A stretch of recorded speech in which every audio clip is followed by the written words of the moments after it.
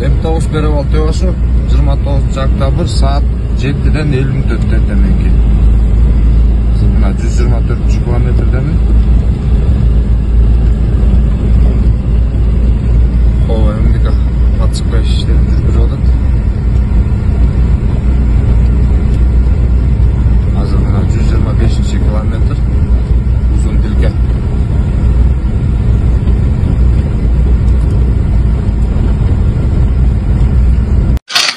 Assalamu alaikum. 2024. 28 mi bugün? 28. Öktör. Mına nereden doktoram? 27'si, 26'sı geldi. Girip ketkenmiz. Dedetigi.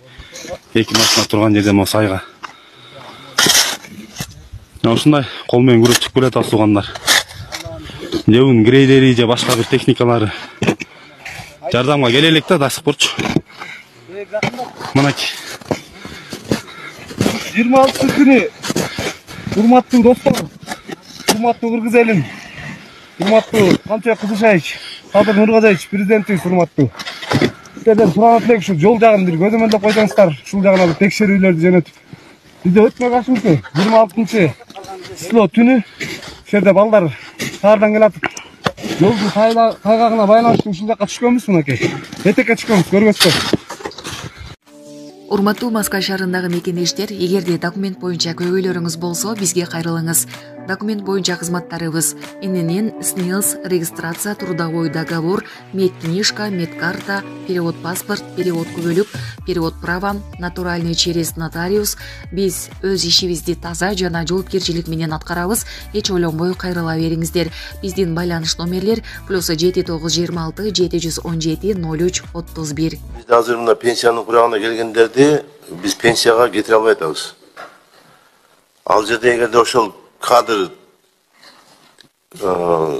необходимо керек болсо, анда алып калуу ушул эме мененчи, эмге келишим түзүп алып калуу боюнча. А эгерде анын ордунда башка кийинки кызматкер келе турган болсо, биз пенсия кетирүү бизде кайра соттошо эле кайра келип калып атат кызматкачы. И при том еще компенсация төлөп турат атанчы. За вынужденный прогулгачы. Ала Тоо айыл аймагынын жаңы барак айылы үчүн жалпы 208 гектар жер бөлүнүп берилген. Мунун бала бакча, мектеп, эмкана сыяктуу социалдык объектилер менен бирге турак үйлөр үчүн 38 гектар жер бөлүнүп берилген. Азыркы тапта 101 үй курулуп, жакынкы күндөрү пайдаланууга берилүүнүн алдында турат.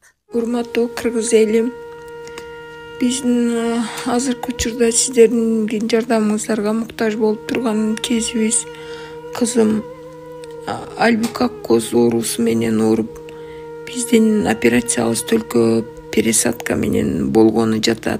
Сиздердин жардамыңыздар керек болуп муктажбыз. Кызыма мен өзүм донор болгону жатамын. Ушу кыздын туруп кетишине Аллахтын ыраазычылыгы үчүн жардамыңыздарды, ихсаныңыздарды аябаңыздар. Ушул Эмбанк мен кызымдын атында Махаббат П деп чыгат. Сбербанк мен өзүмдүн атымда Замира Ч деп чыгат.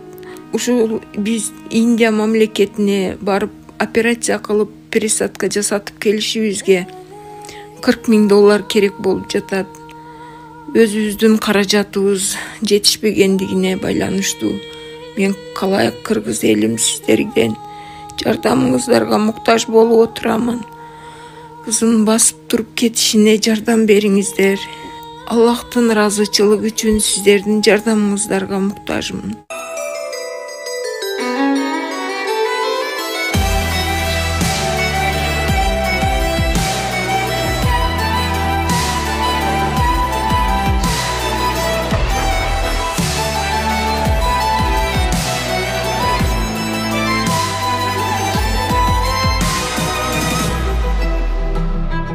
Жолдар салынды, электр линия тартылды, ар бир үйгө интернет киргизилди. Жолубуз 2 км айылга чейин кирип асфальтталып атат. Эң жакшы жер ушу бизди кубандырган асфальт болуп атат жолубуз. Үйлөр кандай шартта бөлүштүрүлүп берилди? Үйлөр эми мурда барак экскаваторда кандай болгон болсо, ошондой тартип менен берилди. Ошондой жол менен ар бир адам ар ким өзүнүн мурда ким менен кошуна болгонбо, ошол кошуналар менен бөлүштүрүлдү. Үйлөр баары бир үлгүдө, ар бир үйдүн аянты 8 сотуктан. раковинасы коюлган, унитазы коюлган, ваннасы коюлган, баары азыркы заманбап аристон коюлган, бар заманбап. Жок, бул жагы кухня. Кухняга дагы өзүнчө отдельно аристон койгон. Бягыбыз дагы экинчи. Ошо экинчи уктоочу бөлмөсү экен, мына спальный. Бул баягы ошо от жага турган жери мына эме коюлган. Ал эми үйлөр болсо жеңил конструкциядан салынган. Жеңил деп эле айтылганы болбосо, ар бир дубалдын эни мына өзүңүздөр көрүп тургандай 10 сантиметрде түзөт. Бунун ичинде гипсокартон, пена сыяктуу курулуш каражаттары колдонулган. Ал эми куруучулар мындай ыкмада жасалган үйлөр кышта жылуу, жазда салкын болот дейт. Ошондой эле тургундарды ичүүчү таза суу менен камсыз кылуу максатында скважиналарды казуу, 160 метр кубтук суу кампасын куруу жана ар бир үйгө ичүүчү таза суу куруу тартуу иштери аткарылууда. Мындан сырткары саркындуу сууларды топтоп, аларды тазалоочу курулмаларды куруу үчүн саркындуу суу түтүктөрү тартылууда. Барактыктар үчүн үлүш жерлер да ажыратылып берилген. Тагыраак айтканда, шаарчадан 2 чакырымдан кийин эле үлүш жерлер башталат. Жалпы 75 гектар үлүш жердин азыркы тапта 30 гектарына күздүк эби себилип бүттү. Жаңы жашоо баштайбыз деп күтүп турган барактыктар үчүн түшүп жаткан жаңы конушту суук түшкөнгө чейин пайдаланууга берүү мерчемделип жатат. Жаңы барак жаңы айылынын түптөлүшүнө 6-майда президент Садыр Жапаров мезгил кутусун салган болчу.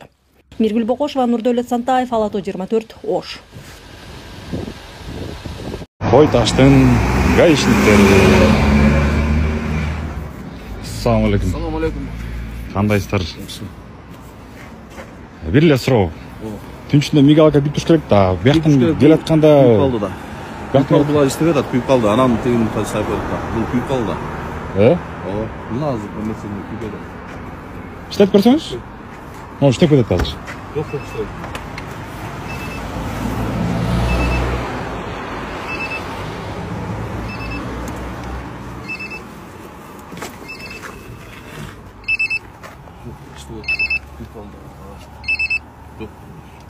Тумбулер көзбөйсүзбү? Жок, тумбулер эмеси жок, бул ремонттон чыкканда жак. Бул күйүп калган, сол ремонттон. Жок, эме кнопкасы бар да, ошону баспайсызбы? Мына кнопкасы. Жок, күйбөйт эмеси. Оңдотуп алышыңыз керек экен анда. Кантип ишке чыктыңыздар машинаны текшербестен? Чыктык, чыгып атканда күйүп калды, карабайсың. Жок да, балаң мыдык эчтемек да, жок да, карабайсың. Анан муну сайып койдук. Знак стопко иштеп атасыңарбы? Знак стопко. Памятка. Кой ташта саат 9-дан өткөндө тапканбыз. Караңгыда, айылда. Айылда өйдө жактан көп экен да чыккандар. Карабайсың, өйдө жакта чүн журналист камерада жүрүшөт дейт. Булар көп экен да. Все, мелизер ийгилик. Ошо мигалкаңызды айтайын деп, негизгиси. Ошо калды, иштеп өткөндө, көрүнбөйт экен да. Жанам иштеп жок дегенде мындай тартып өткөн. Все, мелизер ийгилик. Ассаламу алейкум.